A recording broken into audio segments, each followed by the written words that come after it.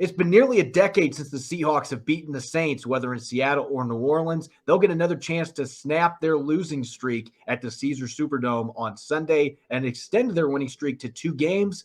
Tyler Forness and I are going to be breaking down the matchup, devising a game plan, dishing out our X factors, and much more on our Blue Friday edition of Locked On Seahawks. You are Locked On Seahawks, your daily Seattle Seahawks podcast. Part of the Locked On Podcast Network, your team every day.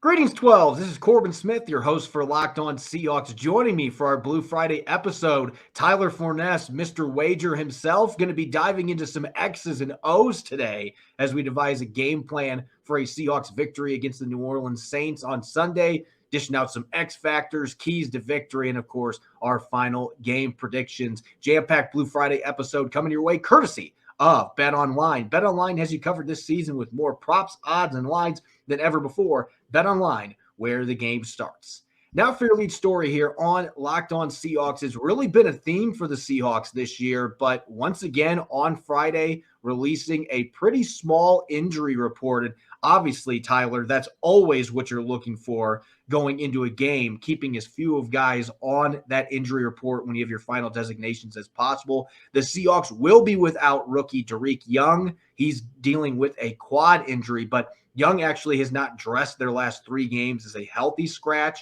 Probably wouldn't be active for this game. If not for Marquise Goodwin's injury, maybe that is the most concerning injury going into this game, because the Saints, they've had most of their trouble this year defensively, defending 3 and 4 wide receiver sets. Maybe some opportunities for Goodwin this week, and he's dealing with a couple injuries, kind of banged up. The Seahawks are hoping to have him, though, against this good Saints defense. Absolutely, and one of the best ways you can attack the Saints defense is by going vertical and then having something come underneath.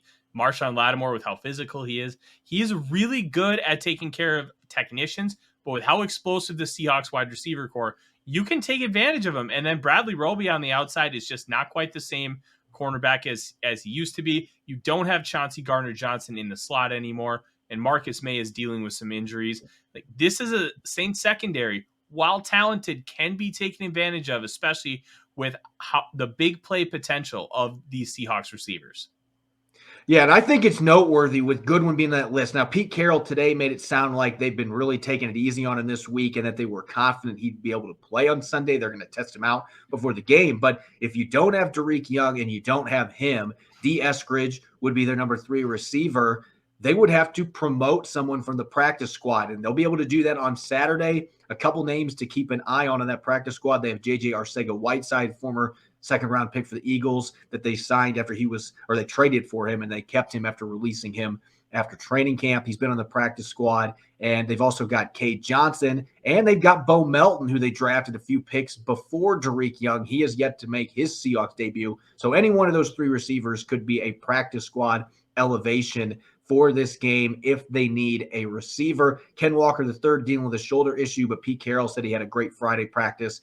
Wasn't even listed as a designation today, so he should be good to go as well. Really a very clean injury report. I think the tale of this game, though, is that the Saints are the exact opposite. Not only do they have a lot more names on their injury report, they're going to be missing some star players, including Mike Thomas. And you being somebody that covers the Vikings full-time, Michael Thomas didn't play last week in London in that matchup, and he's going to miss a second straight game with a foot issue. That is a big advantage for the Seahawks, especially considering how much they have struggled defensively, giving up explosive plays. Absolutely, but as much as it's going to hurt the Saints to not have Michael Thomas in there, it's going to be the Chris Olave show, and he was my top receiver coming out of the draft this past offseason. And he is showing why he's able to win down the field. He's able to win short. As explosive as he is as a vertical receiver, he's also a route running technician. I compared him to Justin Jefferson, except he doesn't quite have the after catch ability, something that he really struggled with at Ohio State.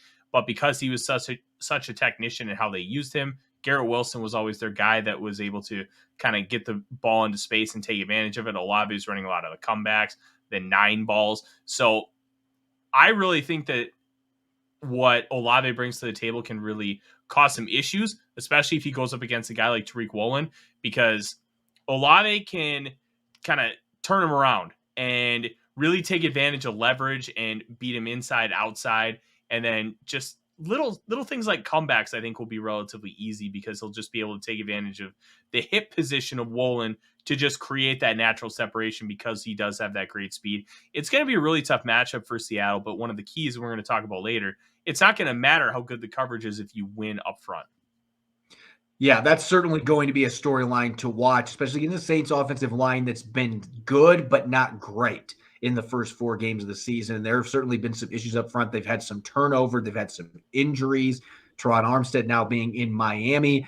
I think the most notable injury on there, though, for Seahawks fans, Alvin Kamara is listed as questionable, did not play against the Vikings last week, but 2 days ago, reports indicating that he was ready to roll, that he expected to play. He has been a Seahawks killer ever since he came into the league, whether it's been on screens, catching passes out of the slot or out wide, running the football. Tariq Woolen summed it up perfectly. He runs like water, and he goes through tackles like water, and Seahawks have struggled to get him down to the ground. So looks like he is going to have a very good chance to play in this game. So the Seahawks are going to have to deal with number 41 in the backfield. Jarvis Landry looking like he's trending towards playing too. So you mentioned Chris Olave. Jarvis Landry in the slot going against a rookie and Kobe Bryant, who has not played a lot of snaps in the slot in his football career. Very savvy route runner, has had some very productive seasons in the NFL. That could be a player that gives him a lot of issues too. So there's some names on there to keep an eye on going in this game that could be game time decisions.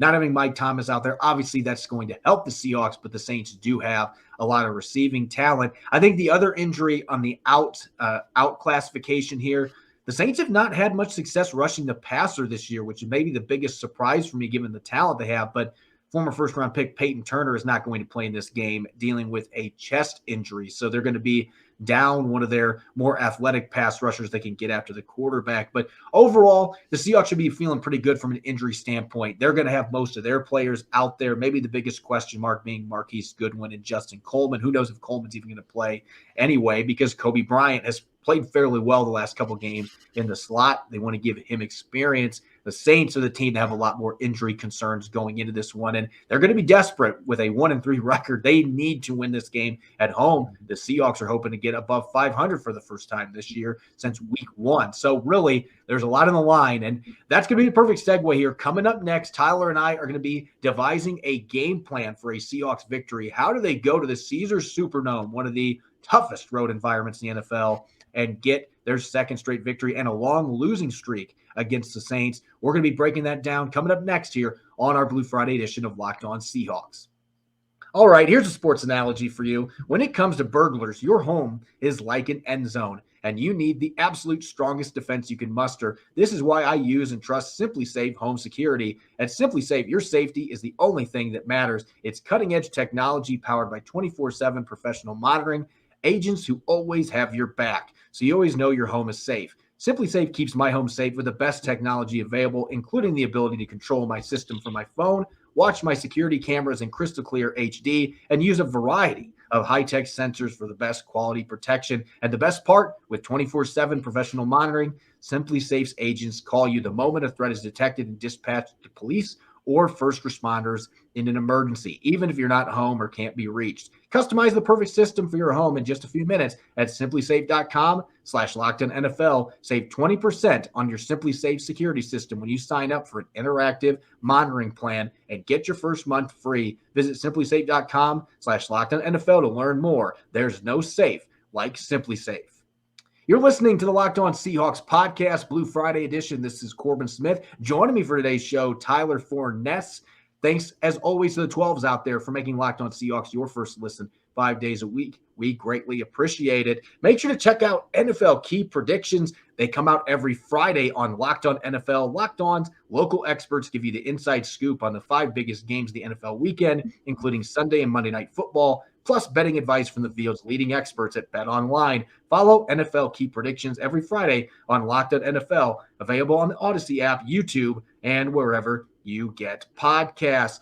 All right, let's get to the game planning segment of our Blue Friday episode. And this is kind of a unique one because, Tyler, again, I mentioned this earlier, you write for the Vikings Wire, and you had the opportunity to prepare to play the New Orleans Saints last week, and the Vikings ended up getting that win over the Saints in London. So you've got a unique perspective here. You've gotten to see this team firsthand on both sides of the football. And oh, by the way, Andy Dalton was playing quarterback last week, just as he's going to this week for the Saints against the Seahawks. And so going to have some very unique perspective from you. Let's start on the offensive side of the football. You've seen the Seahawks and the way that Geno Smith is slinging the pigskin right now. The running game is getting going. Just put up 48 points in the Detroit Lions. What do you think the Seahawks have to be able to do in this game to be able to beat the New Orleans Saints? What would you be game planning for Seattle to get this road win? I think the big thing is you have to stay consistent and you have to sustain drives. And one of the nice things that the Seahawks are going to be able to take advantage of is they have explosive athletes at the wide receiver position. And one of the routes that is easy to beat this Saints defense is the corner route. And the Vikings were just unable to take advantage of it because Kirk Cousins got a little gun shy. Tyrann Mathieu ended up jumping a stop route on the outside in Palms coverage, which is a variation of cover two. And it really just hurt the team throughout the rest of the game because there were plenty of opportunities. Marshawn Lattimore likes to really get a jam at the line of scrimmage, which we all know DK Metcalf can really push through just because he's such a physical freak out there. But you're able to get around that and then cut to the outside. Tyler Lockett could feast on those corner routes all day. And if Geno Smith understands that and is able to throw with that anticipation, that could be an area where the Seahawks can really take advantage and really take some chunk plays. And it really depends how the Saints secondary ends up playing the Seahawks, because as talented as the Vikings receivers are, little different skill sets, especially when you're talking about DK Metcalf. There's very few guys with his size and his speed and his ability to win downfield. Being a super aggressive press cover corner against him might not be the smartest idea for Marshawn Lattimore. As good as he is at it, this is not a guy that you want to be getting physical with the line of scrimmage. DK has a tendency to dominate opponents when they try to do that. And so they're going to be doing some different things. That corner route maybe isn't going to be quite as open this week, depending on what they do, but that's certainly something to keep an eye on, especially with how aggressive the Saints safeties are. That can open up those holes in the secondary if Geno Smith is able to get the football to these receivers. I'm going to lean on the run game, though, because you mentioned sustaining drives. And it's really interesting that I'm bringing this up because last year, maybe the worst game the Seahawks had running the football the entire season was in Seattle with the New Orleans Saints coming to town. New Orleans, their front seven last year was vicious against the run. They had one of the best run defenses in the league. Alex Collins got bottled up in that game, less than 45 rushing yards on 16 carries, got ambushed at the line, run after run. They just couldn't get anything going. And yet this year has really been difficult for them. They gave up 201 rushing yards in week 1, over 150 rushing yards in week 3 to the Panthers. They were better in the other 2 games. But this is a team that has had a lot more issues slowing down run games, particularly with injuries in the defensive interior. I feel like Seattle should be able to run the football between the tackles against this Saint defense. Now, I like their linebackers a lot, especially Demario Davis and his ability to fly around the field and make plays. He had a huge game against the Seahawks last year. But their defensive line did a really good job of allowing him to stay free. They are really undermanned at that defensive tackle position right now, and they're light. Guys that are around 300 pounds. They don't have any big body dudes that they can throw in there right now. Got a couple of those guys in injured reserve. So this is a game where I actually think Seattle can maybe get a little bit of that gap run game between the tackles going. This is mostly a zone running offense, but they have the big guys in Gabe Jackson and Damian Lewis to maybe be able to knock these defensive tackles off the ball and create some issues for the linebackers. And you mentioned sustaining drives. If you're able to get that run game going early, they didn't do that last week in Detroit. Second half exploded. Maybe that's the momentum they need going to this game. If they can run the football successfully, that can help take the crowd out of the game, which is a huge deal when you're playing in a hostile environment like New Orleans. It absolutely is. And the running game, it's going to be really tough because that second level for the Saints is tremendous. You mentioned Demario Davis.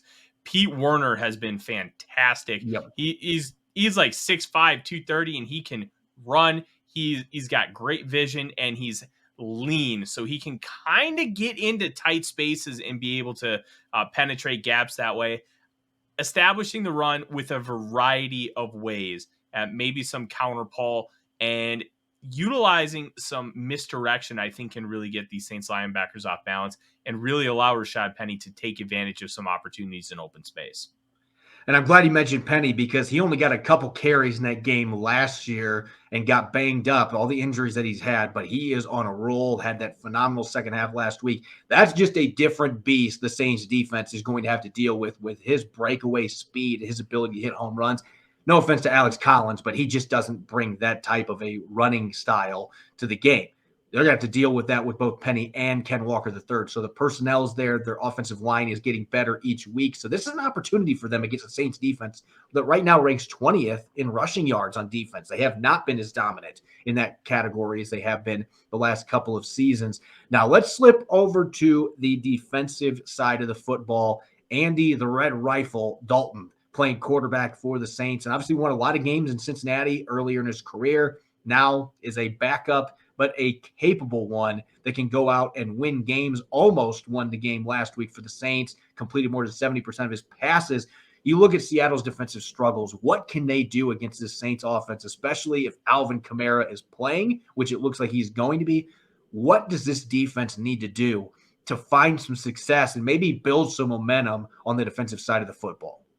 It's really simple. They have to get home with 4, and they have to play really good coverage on the back end because Andy Dalton is a smart, calculated player. And there was a throw to Chris Olave when the Vikings had made a field goal to go up 3 with about 24 seconds left.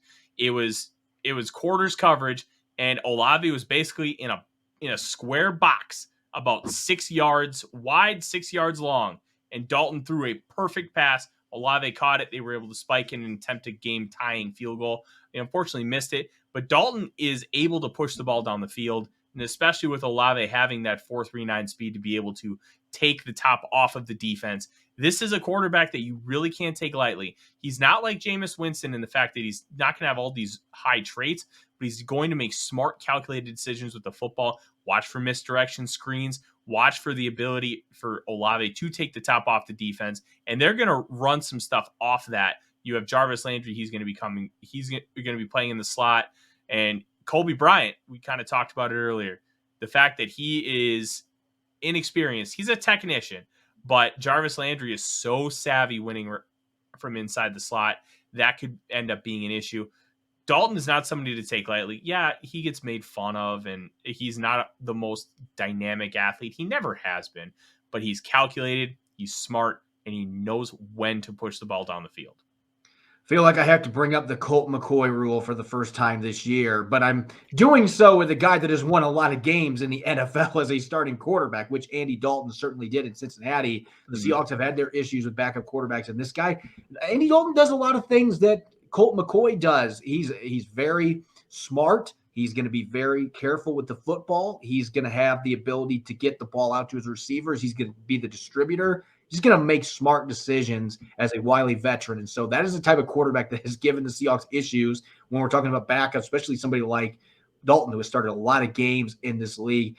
I got to go back to the backfield, though, and I've been talking about it all week. I'm just going to say this right now. I don't know that there's a running back when he is fully healthy that has more impact on his team's offense than Alvin Kamara. And I'm just saying that from what he's done to the Seahawks over the years as an out-of-division opponent, but just his ability to go outside in the slot or as an outside boundary receiver and do damage, to create on screenplays and bubble screens. I mean, you could just move him all over the place. And obviously a very gifted ball carrier too, with underrated power, the ability to slither through tackles. I make this comment constantly about it, but he truly is the one running back in this league that I just feel like, how much butter is he putting on his jersey before the game? Because guys just can't bring him to the ground. He finds ways to escape tackles constantly and incredible contact balance. He's just been a thorn in Seattle's side as much as any player in the NFL when they've played against the Saints.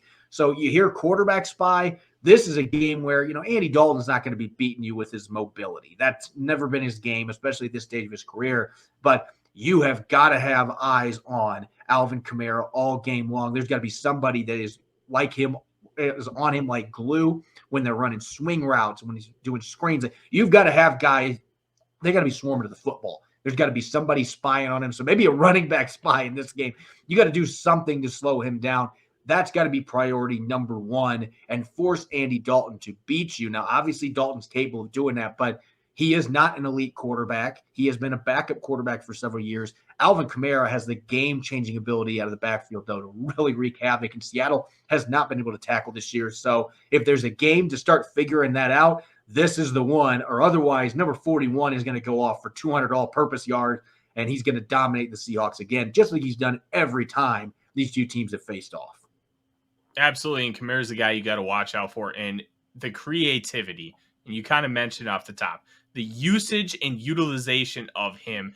Yep. And I wouldn't be shocked to see Kamara and Mark Ingram share the backfield quite a bit, moving, doing some jet motion, getting Kamara in the slot, getting Kamara as like a wing H-back, and just trying to take advantage of things. I would watch for Kamara and Ingram to almost run consecutive screens where they're both going out and the defense has to decide which way that they're going to take. And that could really create some problems. And he is just so slippery. But he also has missed time with injury this year. How healthy is he really going to be on the field? That could play to the Seahawks' advantage, because if he's not 100% and he's out there at 80%, then it may not be as much of a factor as we may be thinking it is going to be. That would be great news for the Seahawks, but knowing that he took last week off when, a lot of people thought he was going to play in that game in London, no, he might be going into this game close to 100%, but the Seahawks would certainly love it if he is not close to 100% and he is relatively a decoy in this game. That would really help them, especially with Mike Thomas being out. Nonetheless, his presence out there certainly changes things for the Seahawks because of the damage that he has consistently done to them as a receiver, as a runner, you name it, he has killed them in the past. Every time that they face the Saints, he has a monster performance. We're going to get to our X factors, keys to victory for the Seahawks, and of course, Tyler making his prediction for this game coming up next year on our Blue Friday edition of the Locked On Seahawks podcast. BetOnline.net is your number one source for football betting info this season. Find all the latest player developments, team matchups, news, podcasts, and in-depth articles and analysis on every game you can find. And as always, BetOnline remains your continued source for all your sports and wagering information with live betting and up-to-the-minute scores for every sport out there. The fastest and easiest way to check in on all your favorite games and events, including MLB, MMA, boxing, and golf. Head to BetOnline.net or use your mobile device to learn more. BetOnline, where the game starts. You're listening to the Blue Friday edition of Locked On Seahawks. I'm Corbin Smith. Joining me for today's show, my co-host Tyler Forness. Thanks to the 12s, as always, for making Locked On Seahawks your first listen 5 days a week. We greatly appreciate it. And for your second listen, make sure to check out the Peacock and Williamson NFL show. Brian Peacock and former NFL scout Matt Williamson give you the expert NFL analysis in less than 30 minutes. It's free and available wherever you get podcasts. We've got a big game coming up in the Big Easy on Sunday. The Seahawks at 2-2, a chance to get back above 500 and stay in the NFC West race. They're traveling down to New Orleans, a place that's very difficult to win at. The Seahawks have not beaten the Saints in almost a decade, including last year losing at home. The Saints are going to be desperate at 1-3. They need a win to stay in the hunt in the NFC South. They're playing with a backup quarterback. Let's get to our X factors, Tyler. Now, normally we talk Seahawks players for this, but you and I discussed it before the show, and you feel like the biggest X factor in this game is wearing black and gold. I really do, and I think it's Andy Dalton. Whenever you have a veteran backup quarterback that has as many starts as Dalton does, I believe Dalton has over 150 starts in the entirety of his career, including multiple playoff games for the Cincinnati Bengals. He knows how to win. He knows how to play smart football, and he has the talent around him to be able to be successful. He led the Saints from multiple deficits in that game and were able to take the lead and even came close to winning the game in London against the Minnesota Vikings. He knows how to play safe, turnover-free football. And when you have guys on the outside that can help you out, I think that him being himself and taking a little bit more of a step in order to take advantage of situations, it could be very dangerous because we all know Jameis Winston. He's more talented, but he's also more volatile. Andy Dalton's the safe option, and he can still calculate calculatedly take care of things down the field. Yeah, he's certainly the type of veterans I mentioned earlier that has given the Seahawks so many fits. A really smart quarterback that isn't going to hurt himself, has started a lot of games, has won a lot of games in the NFL. I know Pete Carroll has a great respect for him. They actually thought about drafting Andy Dalton, the Seahawks did back in 2011, 1 year before they ended up picking Russell Wilson in the third round. I'm going to go to the defensive side of the football for the Seahawks, keeping Andy Dalton in mind. And I mentioned this, if there's one area in Dalton's game, especially this stage of his career, that he is not going to be hurting you, it's the mobility. He is not going to be a dual threat quarterback. And I'm going to say Boye Mafe is my X factor in this game, because Mafe going into the season, and you were very high on him coming out of Minnesota, a pick that certainly was you viewed as one of the best ones for Seattle, but maybe not going to have instant contributions from him. That has not been the case. They went into the season thinking he was going to be a situational pass rusher, and now he and Darrell Taylor have flipped the script. I expect Boye Mafe is going to get his first career NFL start on Sunday, because Darrell Johnson got the start last weekend in place of Darrell Taylor. Taylor's really been struggling defending the run, hit and miss in rushing the passer. He just has not met expectations, hasn't even come close.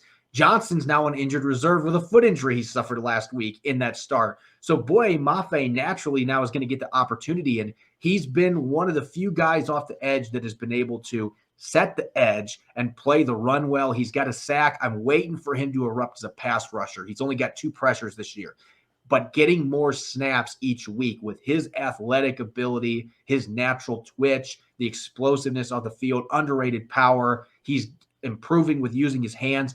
All those things in consideration, there is going to come a game where he's going to blow up. And I look at the Saints tackles. Ryan Ramczyk is a good right tackle, but he hasn't had a great season by his standards. On the other side, James Hurst has only given up 1 sack, but this is a guy in the past that's had issues with really athletic pass rushers that can win with speed to power. I feel like Mafe can have some success against both of those tackles, playing either outside linebacker spot, and maybe have the type of big plays that they're looking for on the road, like a strip sack. He did that a lot at Minnesota with limited snaps for most of his college career. He proved he could do that. He did it at the Senior Bowl as well.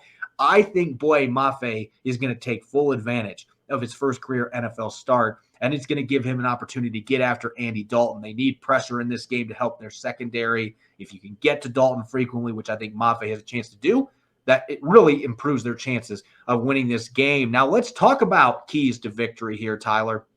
What do the Seahawks need to do? Let's fill the sentence in here. The Seahawks win on Sunday in New Orleans if they do what? Honestly, they need to play coverage on the back end and get home with 4. And you really talked about how they can be successful with it. Boye Mafe and Darrell Taylor. You really hit the nail on the head with why I love Mafe. Mafe did not get a lot of snaps at Minnesota, but it wasn't because he wasn't talented. It was because defensive coordinator Joe Rossi was obsessed with rotation and keeping guys fresh, and it worked really well because of the 400 snaps that Mafe had, he had 40 pressures during his senior year. And that's not just pass rush reps. That's overall snaps. He is a dynamic athlete at the edge position, and he's going to be able to get home. Speed to power is something that you can definitely utilize. And I'll tell you, he compared to Danielle Hunter for me, and they knew exactly where Hunter was every single play last Sunday. And they believed that Hunter could make an impact on the game like that. And he made a good impact. I think Mafe can make a really good impact because of what he brings to the table. And then obviously Darrell Taylor is a fantastic edge rusher as well. If you get home with 4 and play coverage on the back end, that's the easiest way to shut down Andy Dalton. Yeah, this is a game where you don't want to blitz too much, because one thing Dalton has consistently been good at in his career is beating the blitz, and he'll stare it down and he'll make big throws under pressure. He's done it throughout his career. And so if you can find ways to get pressure on him without bringing that 5th, 6th, 7th rusher consistently, really improves your chances, especially with the weapons that the Saints have on the outside. Even without Michael Thomas, they get plenty of talent at receiver, and they've basically got a receiver running back in Alvin Kamara that can do a lot of damage and has done so against the Seahawks. For me, I'm going to look at the offensive side of the football. To me, the Seahawks win this game if they can surpass 100 rushing yards and they win the time of possession battle by 5 minutes. To me, those two are going to go together, and I talked about this earlier in the show. You're going to one of the most hostile environments in the NFL. NFL. This is up there with Lumen Field and playing at Arrowhead Stadium. New Orleans has one of the loudest stadiums in the NFL, a rabid fan base. They cause a lot of problems. There's a reason it's one of the toughest places in the NFL to win. You want to take that crowd out of the game, get your run game going, have some play action off it, long possessions, methodical possessions where you hold on to the football.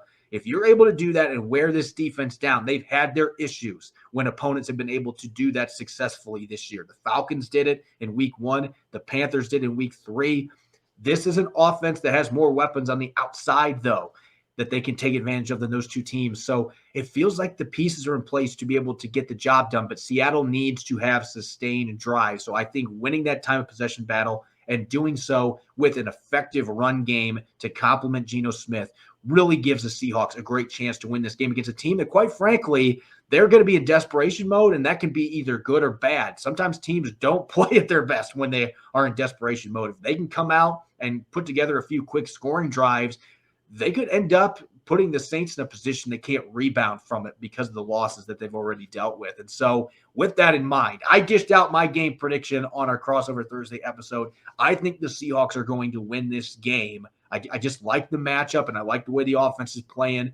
Saints have enough question marks for me going into this game, particularly with injuries. I feel like the Seahawks, to me, are the better team going into this matchup with the rosters as they stand currently. What do you think, Tyler? Are the Seahawks going to go to New Orleans and win this game, or is this going to be another case of going to a Central or Eastern time zone and falling short? I'm gonna be honest with you. When I saw that the Seahawks were 5-point underdogs for BetOnline, I was floored because I thought this should have been a lot closer to a pick'em game, even though it's in New Orleans. I am not high on New Orleans right now. Obviously, they can still get home with Cam Jordan and Marcus Davenport, and not having Peyton Turner is a little bit of a bummer, especially because of how much I love him as a player. But the Seahawks are playing lights out football. They're one of the best offenses in the National Football League, and they're able to run the ball. And just having that dynamic combination of being able to stretch the field and pound the rock, I think it's going to be 28-24 Seahawks, a 9-point cover, which is a really impressive thing to do in the NFL, especially on the road when you're an underdog. This Seahawks team is going to be at 3-2 by the end of this game. I don't see a scenario where the Saints are really going to be able to take advantage of the Seahawks enough, considering how well Geno Smith is playing. He's got Tyler Lockett and DK Metcalf. Rashad Penny's playing out of his mind. I feel like the Pete Carroll concept of wanting to really build a team and not having Russell Wilson in the building, and obviously there's a lot of animosity between Wilson, the organization, the fan base. I really think it's working, and Geno Smith is having a career renaissance, and they're going to ride the wave, and I think it's going to get them to 3-2.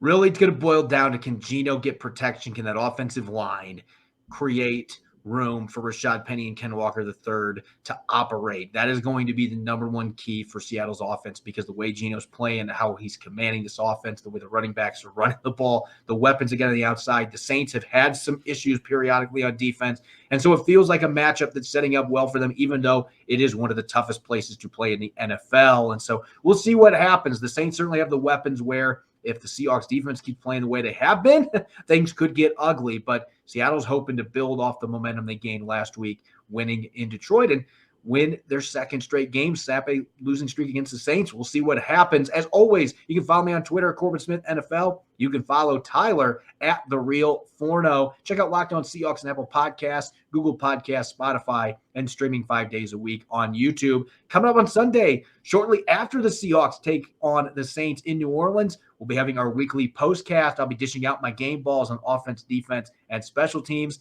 playing some 3 up, 3 down, and of course, looking at some key storylines coming out of the game. You won't want to miss it. That'll be coming live a couple hours after the final whistle in New Orleans. Thanks for listening. Enjoy the rest of your Friday. Go Hawks.